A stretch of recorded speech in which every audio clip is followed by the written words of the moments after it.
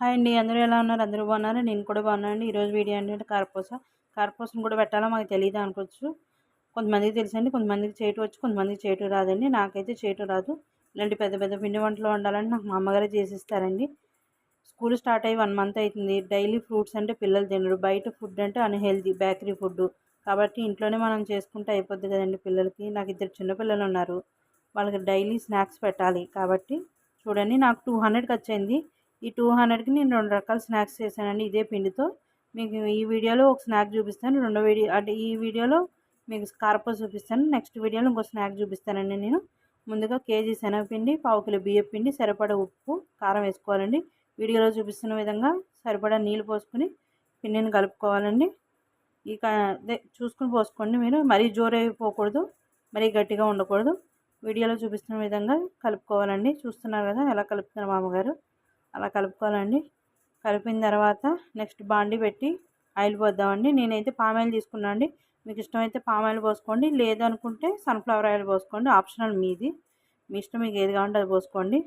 తర్వాత జంతికల గొట్టంలో కారపూస రేకు వేసుకుని దాని నిండా పిండి పెట్టుకోవాలండి. మీరు చూస్తున్నారు కదా దాని నిండా ఫుల్గా పిండి పెట్టుకోండి.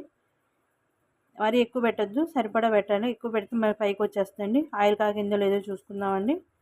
కాగిందండి. ఇప్పుడు మనం కాగింది కాబట్టి పిండి వేద్దామండి దాని గొట్టంతో.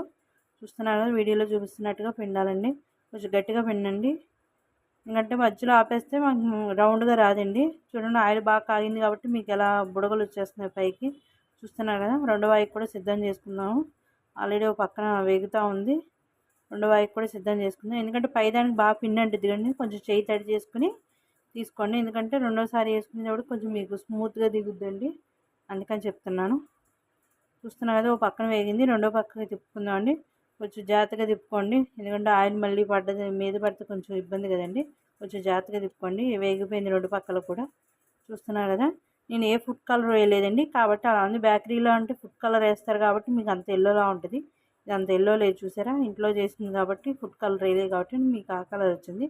వేగిపోయినాయండి, తీసేద్దాం. రెండో వాయి కూడా వేసేద్దాం. చూస్తున్నారు కదా, రెండో వాయి కూడా వేసేసుకోండి. చూడండి ఎలా వేస్తున్నారో. రెండో వాయి కూడా అయిపోయిందండి, వేగిపోయింది. పక్క తీసేసుకుందాం. ఈ వీడియోలో కారపూస చూపించాను. నెక్స్ట్ వీడియోలో మీకు ఇంకో స్నాక్ అన్నా కదా, నెక్స్ట్ వీడియోలో పెడతానండి. సగం పిండి ఈ వీడియో